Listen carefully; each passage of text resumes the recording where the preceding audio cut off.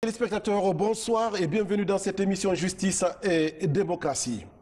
Eh bien, la corruption impacte négativement sur les projets et programmes de développement. Elle influence négativement la gouvernance dans les pays. La corruption est d'actualité dans notre pays au lendemain même où l'Assemblée nationale vient de voter une loi sur la corruption et les pratiques assimilées. Quels sont ces enjeux justement sur notre société? C'est la question que nous allons débattre dans cette émission Justice et démocratie avec comme invité M. Alpha Saliou Bari. Il est directeur national des affaires civiles et du sceau au ministère de la Justice.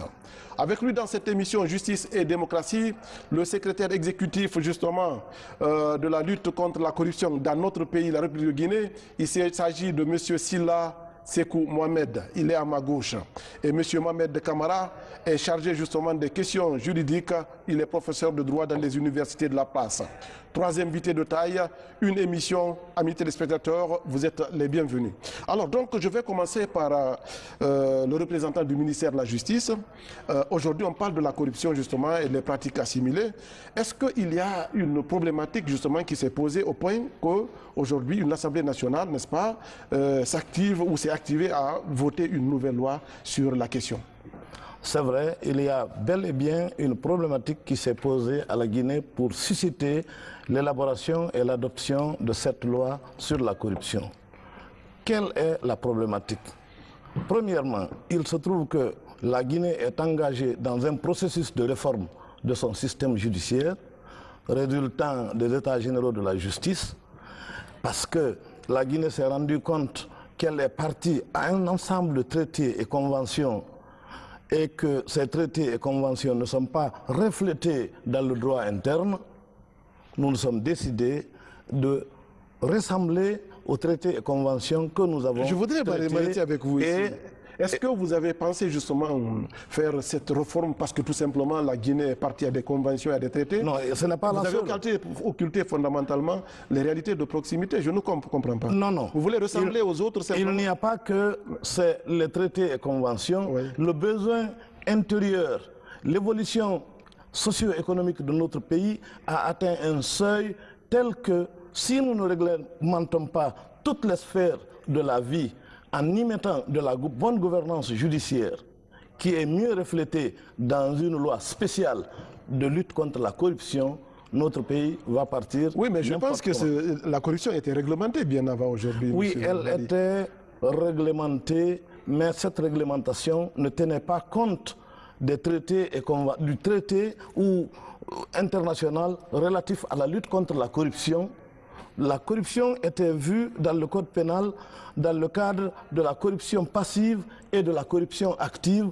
C'était les deux situations qui étaient réprimées. Le corrompu et le corrupteur, c'était les deux situations qui étaient prévues dans le code pénal guinéen. D'accord, on va voir avec M. Silla justement par rapport à cette question d'importance capitale. Il y a fondamentalement, M. Bari vient de poser la problématique en tenant compte d'un certain nombre d'indicateurs.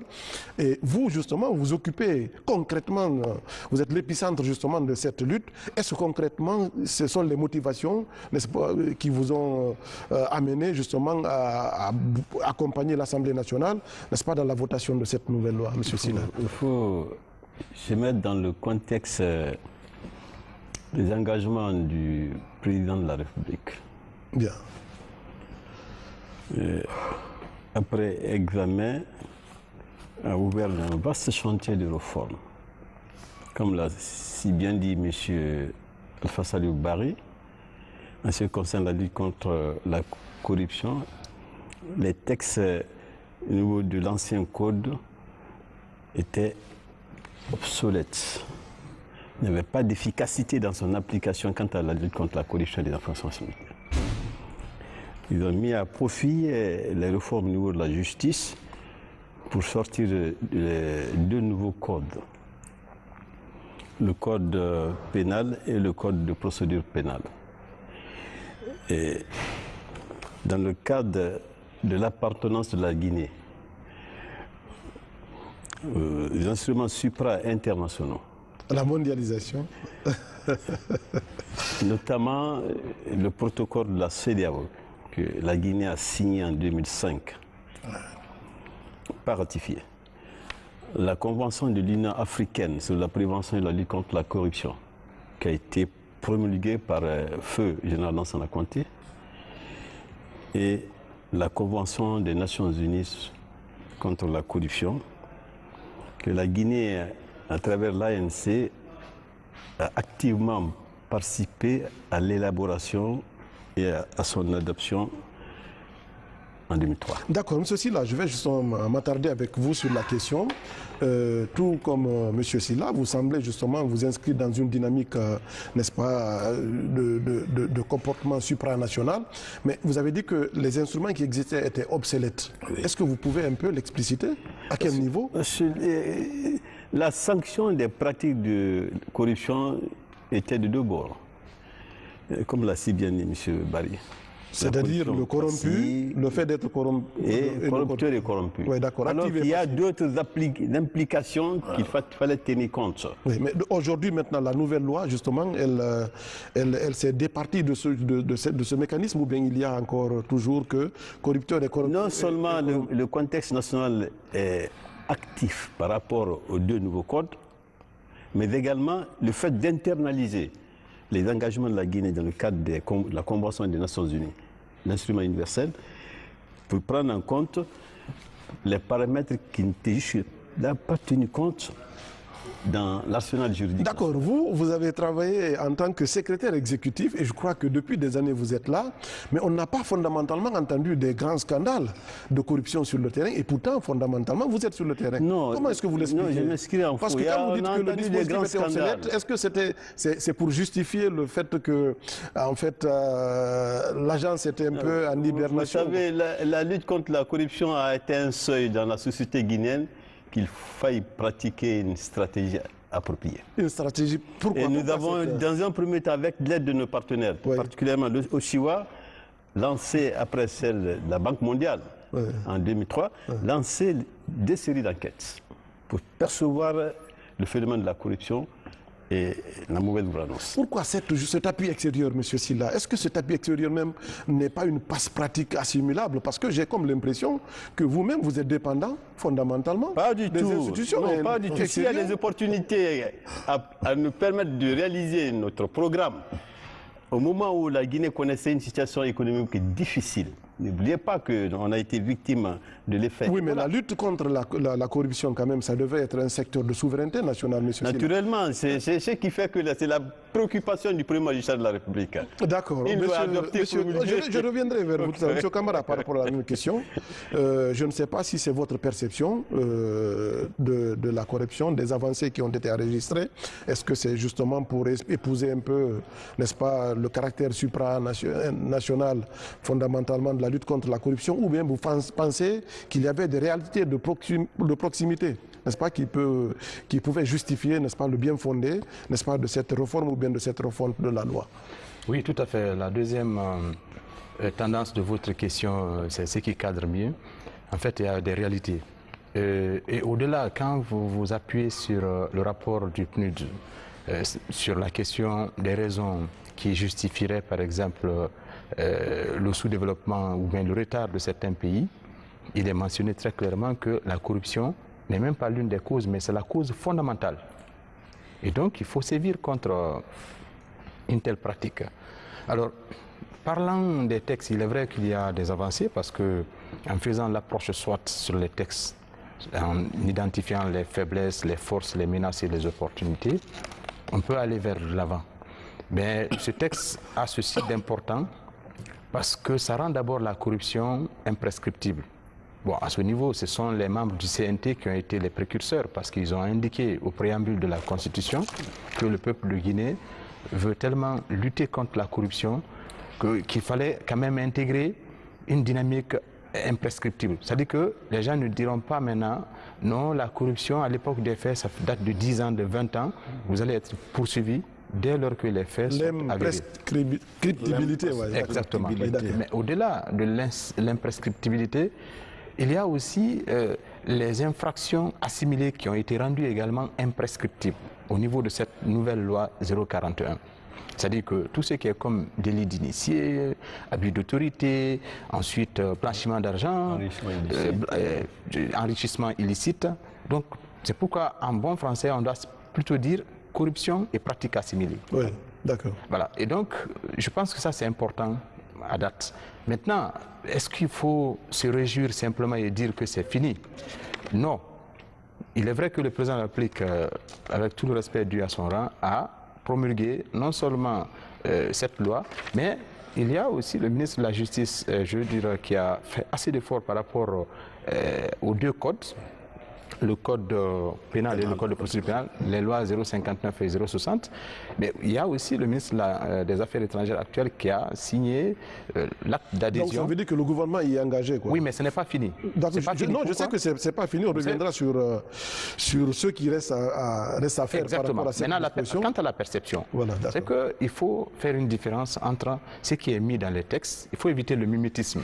Il faut voir un peu dans la pratique comment ça peut se faire. Un exemple typique. Il reste 2 jusqu'à 3 actes fondamentaux pour que cette loi s'applique entièrement. Le premier acte, c'est 2 décrets qui doivent être pris. D'accord, la procédure, on reviendra sur elle.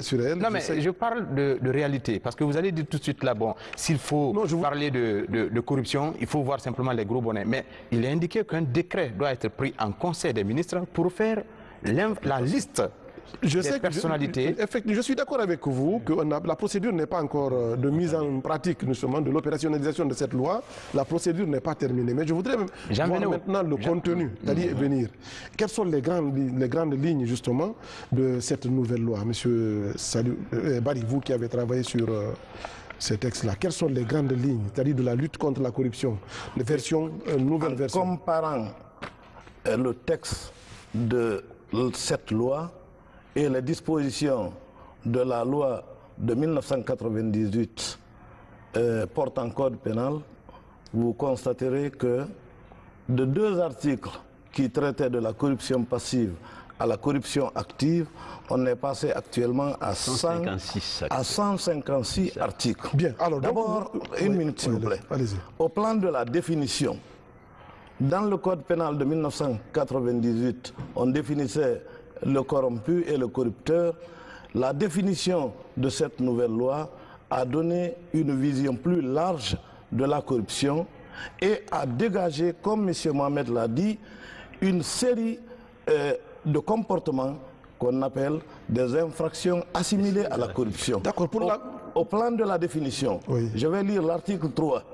Il dit: la corruption est le résultat des moyens utilisés et des actions tendant à détourner quelqu'un de ses devoirs pour le déterminer à accomplir ou à s'abstenir d'accomplir un acte de sa fonction, moyennant un avantage indu ou un enrichissement. D'accord, vous allez vous compléter sur ma question pour une meilleure compréhension de mes téléspectateurs. C'est qui le corrompu? Qui est corrompu dans le contexte actuel de cette loi, monsieur Ba? Le corrompu, c'est l'agent public ou l'individu qui reçoit la rémunération indue. L'agent public. L'agent public ou l'individu privé, dans tous les cas, elle met en exergue aussi. Dans la corruption, il y a non seulement les agents publics, mais il y a des particuliers aussi qui sont chargés de missions de service public qui peuvent être corrompus. Bien. À l'occasion de l'exécution. Quelles sont les pratiques, justement? Je voudrais sur le terrain, de façon très simpliste, fondamentalement, que vous nous disiez, partant de cette définition, c'est qui le corrompu? Le corrompu, c'est principalement actuellement les agents publics qui savent que la loi les commande de remplir leur mission, étant entendu qu'ils sont rémunérés par l'État qui est leur employeur. Mais, contrairement à cette situation, ils exigent des citoyens qu'ils leur remettent quelque chose en contrepartie. Là, ça devient un pot. Non, là, ça devient un pot de vin. Ça, c'est une pratique assimilée. Oui, ce n'est pas une pratique assimilée. Hein. C'est la corruption d'abord. Non, on viendra. La corruption, c'est le fait de recevoir. Bien. Ça, c'est la corruption passive. D'accord. Le fait que vous, M. Ablaye Djibril, en tant que citoyen, vous allez vers un administrateur, comme un responsable public quelconque, vous l'approchez, vous lui proposez une rémunération à laquelle il n'avait pas droit, à laquelle il ne prétendait même pas. La perception de fonds indus. Et vous lui remettez tel montant pour obtenir une faveur à laquelle vous n'avez pas droit. D'accord. Est-ce que vous pouvez le compléter par rapport à ma question? Si vous me laissez aller à la fin de mes idées, parce qu'il y a l'action du corrupteur, c'est le fait d'aller vers l'agent public avec une valise de sous et vous le déterminez à faire quelque chose que vous n'avez pas, pour obtenir un intérêt auquel vous n'avez pas droit. Ça, c'est le caractère actif. Ça, c'est le corrupteur. Bien. La corruption active, si vous voulez. Le fait par le fonctionnaire public de savoir qu'il est rémunéré. Et nonobstant tout ça, il accepte cette valise. C'est de la corruption passive. Bien, d'accord. Maintenant, il est important de ne pas effrayer tout le monde sur l'aspect de la corruption. Les petits cadeaux et les montants voisins jusqu'à 500 000 francs qui sont donnés hors l'exercice des fonctions ne peuvent pas être interprétés en acte de corruption. Bien. Mais quand maintenant un fonctionnaire aussi suscite que vous lui donnez ou il vous réclame, ça aussi constitue un acte de corruption. Et celui qui donne? Celui qui donne est le corrupteur, celui qui reçoit, c'est le corrompu. Les deux tombent sous le coup de la loi. Bien. Mais la tentative aussi est punissable. La tentative de la corruption. La tentative est... Maintenant, en ce qui concerne les comportements assimilés, il y a une liste de comportements assimilés, mes collègues vont me compléter, notamment le fait par un fonctionnaire public de puiser dans les caisses de l'État public constitue un acte de corruption. Le fait par un fonctionnaire public de détruire des titres dont il en a la garde, tel qu'un agent d'un service comme la conservation, c'est vraiment un dépôt de documents publics très important pour matérialiser les propriétés des individus. L'entrave à la justice. Celui qui détruit un acte de ce dépôt-là fait également de la corruption. Donc il y a une liste impressionnante de comportements qui rentrent dans la corruption qui vont compléter. Alors, M. Sylla, justement, par rapport à la même question. Vous savez, la corruption, nous sommes en train d'examiner un troisième acteur. Pour le contexte de la Guinée, corrompu et corrupteur. Oui, mais ce troisième acteur, est-ce qu'il figure ici? Non, non, non. Mais, il finira par être soutien. Très simplement, M. Abdoulaye Djibril Diallo est nommé aujourd'hui ministre. Les éléments viennent interpeller M. Abdoulaye Djibril. Il ne faut pas faire de coin, il faut... Comme tu n'es pas maudit. Voilà. Alors, inciter M. Abdoulaye Djibril Diallo... L'incitation donc à la corruption. Oui, c'est une... Bon, en attendant que vous ne preniez ça en compte maintenant, je voudrais poser la question. Pour ce qui concerne les éléments assimilés, il y a la surfacturation et la sous-évaluation. Quand il s'agit de payer à l'État, ce droit soit minimisé. Quand il s'agit de faire payer par l'État, faire la surfacturation. L'arnaque. Et quand un citoyen doit bénéficier d'une disposition légale et réglementaire, telle que le président de la République a pris un acte, rendant gratuitement la césarienne. Tout le monde sait que ce texte existe, mais les praticiens, en bonne partie, je ne peux pas dire que c'est tout le monde, en font le contraire. Les mamans, les sœurs en souffrent énormément. C'est une pratique assimilée. C'est une pratique assimilée. D'accord, M. Camara, par rapport à la même question. Donc, moi je pense que les pratiques assimilées, elles sont nombreuses. Le problème, il faut procéder à une question de vulgarisation de ces textes-là, les compléter d'abord. Parce que même si on disait, bon, écoutez, il y a tel texte, on a beau à expliquer le contenu, les gens ne sauront pas. Parce qu'il y a un fait dans notre société, c'est les pratiques. Par exemple, les cadeaux, les marques d'hospitalité et autres. Il est dans la culture que, dès lors que... Oui, mais justement, c'est important ce que vous dites là. La motivation, où est-ce que vous la mettez? Parce que vous savez, l'un des grands problèmes de notre société, c'est qu'il n'y a pas de motivation. Et la motivation dans notre société aussi, elle est beaucoup plus financière que tout. Je ne sais pas comment est-ce que vous... Allez-y. C'est pourquoi il faut d'abord mettre le travailleur dans de très bonnes conditions, pour le mettre à l'abri de la tentation. Ça ne suffit pas. Parce que même quand les gens sont mieux payés, entre expliquer la corruption et justifier la corruption, c'est différent. Donc, ça ne justifie pas, mais ça peut expliquer le fait que les gens développent une tentation. Mais quand vous prenez l'article 36 de la Constitution, il y a des hauts cadres, en fait des personnalités au niveau des institutions qui doivent faire leur déclaration de biens. Mais il y a un décret qui doit être pris en Conseil des ministres pour que l'on fasse la liste exhaustive de tous les cadres qui doivent faire leur déclaration de patrimoine avant la prise de fonction et à la fin. Ça, c'est une mesure de prévention. Parce que la loi, là, ce n'est pas seulement une loi de répression. C'est une loi de prévention, de détection et de répression. Je reviendrai sur la prévention. Et donc, quand vous prenez la complétude, parce que vous savez que le président de la République peut prendre deux types de décrets. Un décret ordinaire qu'il prend au bureau, mais un décret pris en Conseil des ministres. C'est pourquoi vous allez voir ce type de décret, c'est accompagné de l'astérisque. Parce que c'est en Conseil des ministres, même si les ministres ne s'imposent pas, mais c'est là-bas le cadre. Alors ça manque. Ensuite, le deuxième décret qui doit être pris en Conseil des ministres, c'est le décret qui va fixer les attributions, la composition et tout le reste, le fonctionnement de l'agence même qui doit porter cette lutte-là. Donc si ça, ce n'est pas pris, ça va poser problème. D'accord. L'autre niveau, c'est bien entendu la vulgarisation. D'accord, on reviendra sur les procédures, M. Camara. Mais je voudrais savoir justement, il y a aujourd'hui, en tenant compte, n'est-ce pas, des réalités de proximité sur le terrain, il y a que sur le terrain politique et dans le domaine de l'éducation, il y a problème. Je ne sais pas comment est-ce que si cette préoccupation vous a échappé. Il a été partagé dans les dispositions de la loi. Voilà, d'accord, est-ce que vous pouvez revenir un peu sur ces deux aspects de la question? L'éducation est prise en compte. Nous savons, c'est un secteur déterminant dans le processus de développement du pays. Et ce qui a amené le législateur, l'initiateur de la loi et le législateur prendre en compte dans ces dispositions, d'abord, une campagne de sensibilisation. Mais qui est visé d'abord dans le domaine de l'éducation? Qui est visé?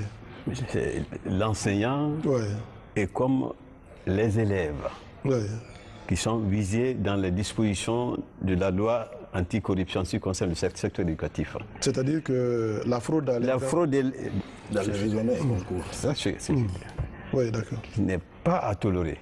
C'est ce qui même nous a amené l'ANC à négocier avec l'UNESCO à travers son institut international de planification de l'éducation et le programme ETHICO pour le développement de la lutte contre la corruption, la promotion de l'éthique et la transparence dans le secteur éducatif. Un protocole sera bientôt signé avec cette institution à cet effet. Bien. Et également assurer la promotion ou l'intégration de la lutte contre la corruption dans le curricula des universités et institutions supérieures. D'accord, avant que vous n'en arriviez, il y a que sur le terrain politique, le plus souvent, l'argent circule. Et de façon, enfin, il est difficile justement de surveiller ce mouvement, cette mécanique. Je ne sais pas au niveau de la direction nationale, vous qui avez travaillé justement activement sur le terrain, comment est-ce que vous avez perçu justement cette réalité? Voilà, cette question m'amène à faire un petit pas en arrière pour camper le domaine de cette loi. Oui, allez-y. Cette loi est une loi générale. Aucun domaine de la vie publique n'échappe à cette loi. On dit secteur public, secteur privé. Et au-delà, on a pris des domaines particuliers.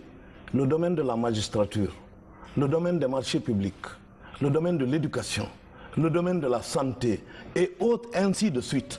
On est passé en revue la bonne gouvernance de gestion à l'intérieur de chacun des domaines. Bien d'accord. Pour les concerner. Chacun peut se retrouver à l'intérieur. Oui, d'accord. Donc, sur le terrain politique, là. Sur le terrain politique, nous n'avons pas perdu de vue le terrain politique parce que nous avons tenu compte de l'intervention des entreprises, des sociétés dans les élections politiques. Cette disposition, une disposition prévoit que les élections politiques ne doivent pas être subventionnées par des entreprises. Et les ONG ne doivent pas obtenir des dons d'une certaine manière. Tous les dons qui doivent tomber dans les ONG doivent avoir une origine licite, traçable. Donc, des groupes de la politique aux ONG, il n'y a pas un secteur qui n'a pas été pris en considération. Donc, est-ce que le fait de donner, par exemple, de l'argent à des militants est assimilable à une pratique de corruption ou pratique assimilée dans votre perception de cette loi? Ça dépend.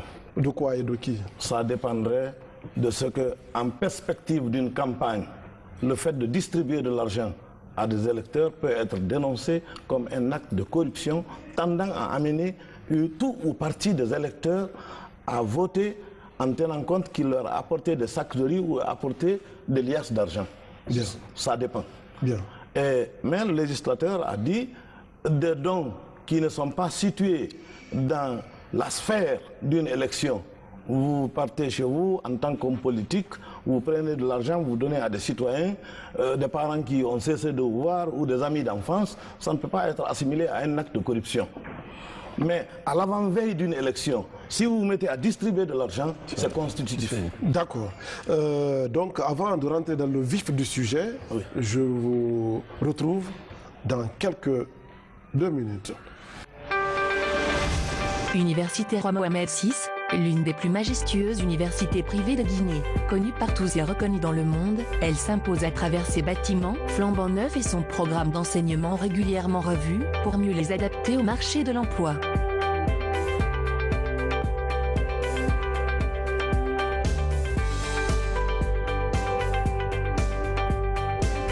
Pour cette année 2017, l'Université Roi Mohamed VI met à votre disposition ses formations en programme juridique,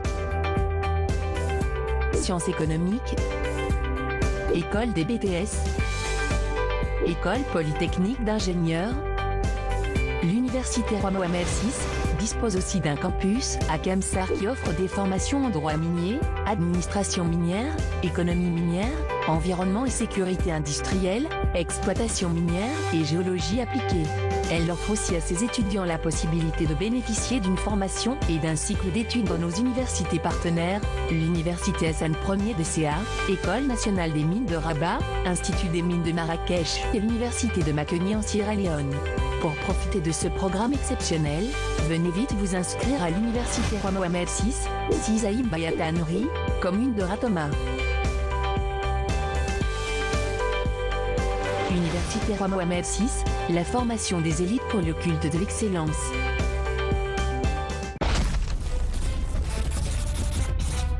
Le président de la République vient de doter la justice guinéenne d'une chancellerie flambant neuve. La construction de cet édifice est l'expression de la volonté du professeur Alpha Condé de rapprocher la justice du justiciable guinéen. La construction de ce chef-d'œuvre a été réalisée par le groupe Guicopress. Guicopress, c'est le génie inventif et créatif de l'entrepreneuriat guinéen. Guicopress, ou la fierté d'une entreprise guinéenne au service de la construction de la Guinée. Donc je reviens vers vous, M. Barry, M. Silla et M. Camara. Il y a aussi que vous avez parlé de l'enrichissement illicite. C'est-à-dire la question va me conduire tout à l'heure sur le terrain de la prévention. Quand est-ce qu'il y a enrichissement illicite? Il y a enrichissement illicite. Moi, on me nomme tout à l'heure à un poste. J'ai un bien équivalent à 500 000. 500 000 comme salaire. C'est ça, non? Je ne dis pas salaire. Un bien équivalent à 500 000. D'accord, un bien. Ouais. Et j'ai une maisonnette. Ouais. 6 mois, 1 an, et ben, mon compte va de 500 000 à 500 millions. Ouais. J'ai 2, 3 villas. Mon épouse va accoucher en Suisse. Mes enfants vont étudier aux États-Unis. Les gens doivent se poser la question de savoir. Mon parc automobile, il y a 4 limousines. Les gens doivent se poser la question de savoir mais comment il a acheté. Alors le poste que j'occupe, effectivement, permet de disposer. Mais je l'ai fait de façon illicite. C'est enrichissement illicite. D'accord. Je voudrais justement discuter d'un piège qui se situe à l'intérieur. Est-ce que vous avez plafonné le montant à partir duquel on peut parler d'enrichissement illicite? Parce que si vous payez quelqu'un à 440 000, c'est le SMIC en Guinée. Non, Demain, vous le retrouvez... Attends, non, je voudrais savoir si, c'est-à-dire, vous avez tenu compte, parce que la loi, justement, s'appuie sur les réalités. oui. C'est-à-dire que vous payez quelqu'un à 440 000 francs, c'est le SMIC en Guinée.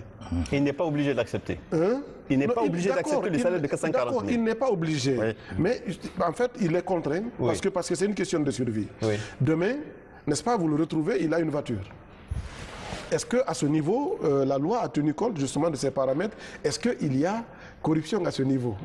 Non, c'est de vérifier. C'est de vérifier. Non, je veux savoir s'il y a eu un plafonnement. C'est extrêmement important justement de le dire, parce que vous avez donné un exemple sur des montants très élevés avec des pratiques au niveau par exemple des régies financières. Je sais pourquoi j'ai posé la question, c'est parce que quand vous payez quelqu'un le SMIC, 440 000 francs guinéens, avec toutes les restrictions justement qui se retrouvent dans cette loi, vous lui demandez justement de vivre alors que les 440 000 ne lui conduisent même pas au travail, n'est-ce pas, ne serait-ce que pour le prix de son transport. Je dis, il y a problème, vous ne pensez pas qu'il y a, n'est-ce pas, quelque chose qui ne tourne pas par rapport à cette loi? Monsieur Silla, oui, d'accord, oui, monsieur Barry. Les 440 000 ne sont pas un salaire. 440 000, c'est le SMIC. C'est ce que je dis, le SMIC. Ce SMIC-là, oui, actuellement en Guinée, c'est la base, c'est une base indiciaire. N'est payé à ce SMIC, à ma connaissance, que les contractuels. Mais ils sont payés. Les contractuels de l'État prennent ce SMIC-là. Ce ne sont pas des travailleurs? Mais maintenant, ce ne sont pas des agents publics? C'est des travailleurs. Bien, alors. Bon, maintenant, si vous voulez parler de plafonnement de l'enrichissement illicite, non, si c'est la loi, je vous dirais que c'est une question difficile à faire. Pourquoi? Parce que la relativité de l'équation fait que ce qui est grand salaire pour quelqu'un qui gagne 400 000, son rêve c'est comment avoir 1 million. Et pour quelqu'un qui gagne 1 million, son rêve c'est pour aller à 2 millions, 5 millions. Donc les salaires ne sont pas les mêmes au niveau de toutes les hiérarchies de la fonction publique. Maintenant, pour une catégorie de fonctions que le texte d'application va établir, avant d'entrer en activité, il va vous être demandé de faire la déclaration de votre patrimoine. Ce n'est pas pour les gardiens, ce n'est pas pour les titulaires de contractuels qu'on va demander. C'est ceux qui ont des fonctions qui impactent la vie nationale. C'est à ces personnes-là, à ces personnalités-là, qu'il va être demandé de faire une déclaration de patrimoine. À votre sortie également, vous ferez une déclaration de patrimoine qui permettra de savoir de combien vous vous êtes enrichi par rapport à quel salaire, et l'excédent peut donner lieu à une poursuite pour enrichissement illicite. Mais on ne va pas tomber sur le pauvre qui va se trouver au hasard de sa chance une petite voiture pendant qu'il est contractuel. Non, mais attention, le juge qui vole un œuf, volera un bœuf d'étoffe. Oui. Ça, c'est le principe aussi. Et le juge, en fait, pour lui, c'est l'infraction qu'il sanctionne, ce n'est pas la dimension. Heureusement que je suis juge. Oui, oui. Et le code aussi n'a jamais dit telle infraction. C'est 6 mois ou bien 5 ans tout court. Le législateur a toujours dit de 1 à 5 ans pour telle infraction, abus de confiance ou escroquerie par exemple. Et en fonction des circonstances, le juge va se placer pour trancher. Bon, vous n'avez pas tellement parlé du secteur privé, pourtant il est visé par cette... Le secteur privé est bel et bien concerné. Pourquoi? Parce qu'il n'y a pas que les agents publics qui sont coupables de corruption. Le fait par un dirigeant de société de faire de l'abus de biens social. L'abus de biens social, c'est les dirigeants qui détournent l'argent de la société privée. Cela rentre dans le cas assimilé à de la corruption. Il y a une série de situations qui concernent le secteur privé et qui sont définies dans la loi, notamment l'abus de biens sociaux. Eux aussi ne sont pas épargnés. Quand ils sont coupables, ils sont poursuivis. Bien, donc au niveau de la prévention, vous n'avez pas justement pensé à contraindre que ce soit l'État ou alors que ce soit en tout cas le patronat à tenir compte justement de l'amélioration des conditions, n'est-ce pas, des agents publics. Je n'ai nulle part retrouvé justement un acte qui pose l'incitation, la motivation justement. Or, les sociétés les plus développées, comme par exemple les États-Unis, la motivation fait partie justement de l'architecture de l'arsenal juridique justement pour éviter le pire dont vous avez mis en exergue. Oui, mais ce n'est pas dans la loi anticorruption que vous allez trouver une telle solution. Non, vous avez dit de la prévention, c'est prévu ici. Oui, non. Cette prévention-là, elle pourrait être le cas des magistrats, par exemple.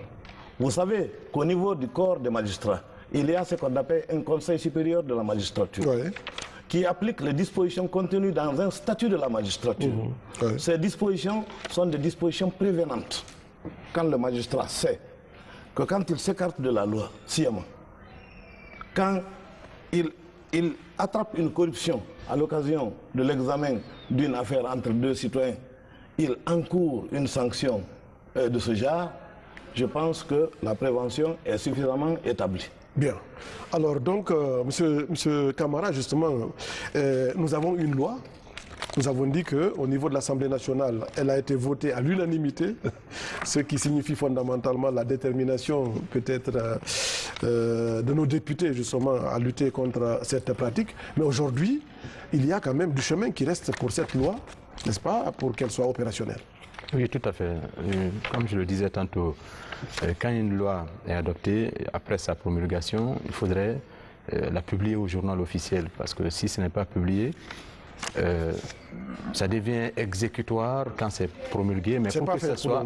C'est fait. C'est fait. Ah d'accord. C'est fait. Je veux savoir ce qui reste à faire. C'est ce que je dis. Apparemment, vous ne me laissez pas continuer sur mon raisonnement. Premièrement, il y a le texte qui fait des renvois à des textes, notamment 2 décrets.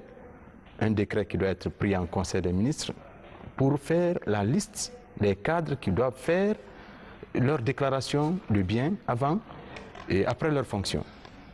Ça doit être pris en Conseil des ministres. Le deuxième décret, par rapport à l'agence elle-même, ses attributions et sa composition. Je rappelle au passage que l'agence peut avoir comme ressources financières aussi des ristournes 10% sur les avoirs récupérés pour assurer le fonctionnement. Et puis l'autre élément qui reste, c'est la publication au journal officiel de la loi portant droit d'accès à l'information publique. Parce que la loi anticorruption fait un renvoi à cette loi. Or, à date, malgré l'adoption de cette loi par le CNT, ça n'a pas encore été publié dans les colonnes du journal officiel. Or, en application de l'article 1er du Code civil, dès lors qu'une loi est promulguée, elle devient exécutoire, mais pour qu'elle soit exécutée, il faudrait que ça apparaisse dans les colonnes du journal officiel. On dira que c'est opposable à tous. L'autre élément qui reste, c'est le volet prévention. Le grand frère peut témoigner, en juin 2015, sous l'initiative de l'ONUDC, il y a eu une sorte de demande au niveau de certains universitaires pour aller transposer la Convention internationale de la lutte contre la corruption dans le cadre des modules à enseigner dans le milieu universitaire. Ces modules-là existent. Ça nous a conduit du côté de Doha au Qatar en juin 2015. Et donc, jusqu'à date, il faut quand même intégrer cela au niveau des curricula de formation. Parce que si les élèves grandissent avec des normes, ils vont comprendre la gravité et la fréquence de la corruption. Imaginez, l'ancrage. Il y a quelqu'un qui ne peut pas manger avec la main parce qu'il a cru au propos de son professeur de biologie qui disait qu'en mangeant avec la paume simplement, c'est plein de microbes. Donc, en enseignant cela au niveau de l'élève, il peut grandir d'avec. Bien. Ça ne suffit pas. D'accord. Il y a aussi la sphère de la société. Parce que c'est bien bon de dire aux gens, par exemple, faites la liste de l'ensemble des cadres. Dans un pays où même l'évocation du salaire est une question taboue, avec des considérations, vous imaginez qu'on dise, bon, vous avez rendu public l'ensemble de vos biens, avec tout ce que cela comporte comme aspect insécuritaire aussi. Je ne justifie pas là, mais c'est d'intégrer cela pour que la population comprenne qu'il y a nécessité à ce que la corruption soit combattue. Parce que sinon, s'il y a corruption au niveau de l'éducation, l'étudiant qui n'a pas bien appris la médecine va transformer l'hôpital en mouroir. Ensuite, le cadre qui n'a pas, en tout cas, eu pitié parce qu'il n'y a pas eu application de la loi, il va bouffer l'argent par rapport à la construction d'une école. ça met le pays en retard. Bien. Et on peut multiplier comme cela à l'envi des exemples pour montrer combien de fois la corruption, évidemment, ce n'est pas la Guinée seulement qui est confrontée à ces phénomènes-là, les degrés diffèrent, mais c'est une question de lutte qui doit être menée. D'accord, c'est une dynamique. C'est une dynamique. Alors, avec donc, je vais revenir vers monsieur le directeur, le secrétaire exécutif. Est-ce que vous êtes sur le terrain? Si on vous demandait aujourd'hui quelles sont les difficultés que vous rencontrez, n'est-ce pas, dans la lutte contre la corruption, sans langue de bois. Il ne faut pas se le cacher. Comme l'a si bien dit M.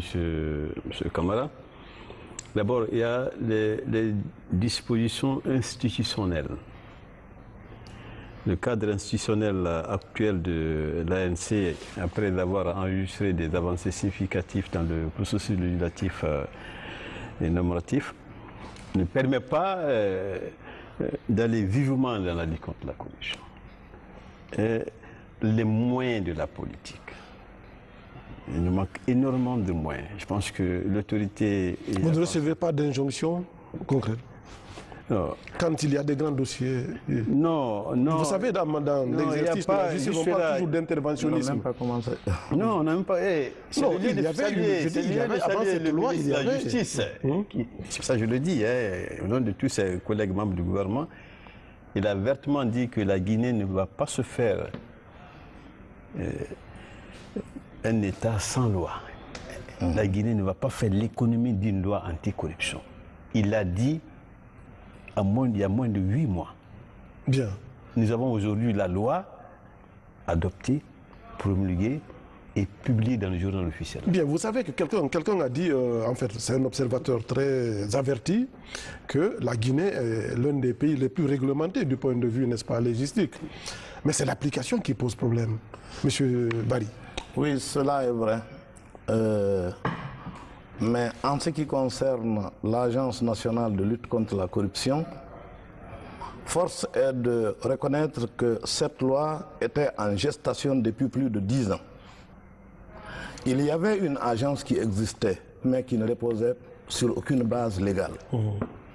Grâce à la persévérance du nouveau ministre de la Justice, ce projet qui dormait dans les tiroirs est passé aujourd'hui à une loi qui a été adoptée, promulguée et mise dans le journal officiel. Mais pour que l'agence puisse travailler concrètement, il lui faut les moyens et la prise en charge de son personnel. Il lui faut les textes d'application contenus dans la loi auxquels nous allons nous attaquer dans les jours et mois qui vont suivre, pour permettre aux agents enquêteurs de l'agence de se mettre sur le terrain. Parce que ces agents enquêteurs, ils ont, au regard de la loi, la qualité d'officier de police judiciaire. Ils sont placés sous la direction du procureur de la République, comme les policiers de la police judiciaire et les gendarmes, les militaires de la gendarmerie qui font de la police judiciaire.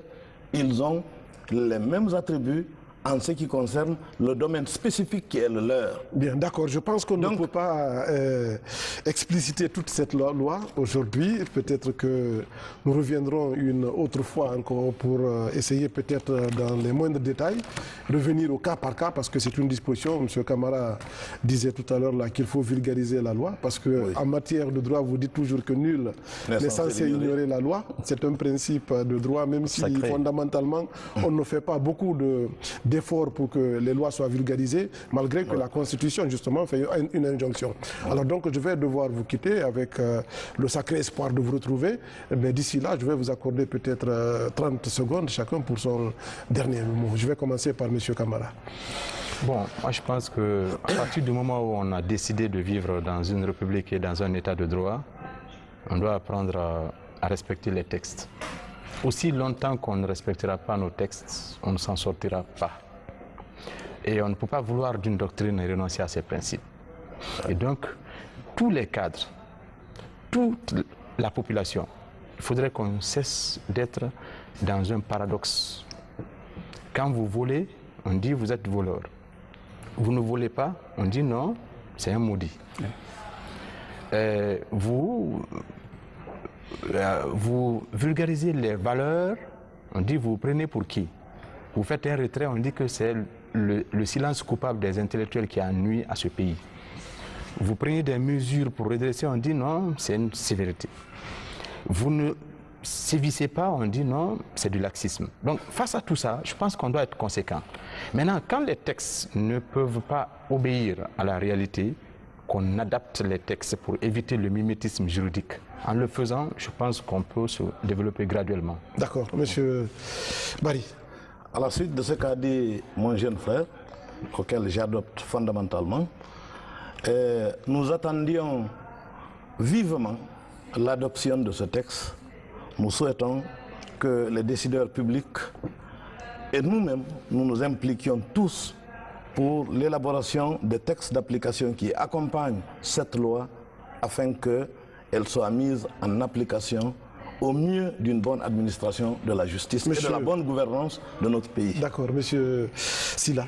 Oui, comme l'a si bien dit mes prédécesseurs, certainement le gouvernement a fait des avancées significatives, mais le parcours est encore loin. J'interpelle et le gouvernement dans la mise en application des dispositions de cette loi, mais également toute la population guinéenne, de s'approprier la lutte contre la corruption, d'accepter que nous luttons contre la corruption. Si nous avons en tant qu'humains un ennemi, l'essentiel ennemi c'est la corruption. C'est par le fait de la corruption que Adam a enregistré la première sanction de Dieu. J'en appelle à tout le monde. Comme je sais que la Guinée, le peuple de Guinée est croyant, chrétiens, musulmans, protestants, tous nous sommes croyants, acceptons de lutter contre la corruption pour une belle émergence de la Guinée. Voilà, amis téléspectateurs, c'était là donc l'essentiel de cette émission Justice et démocratie qui a porté sur la lutte contre la corruption.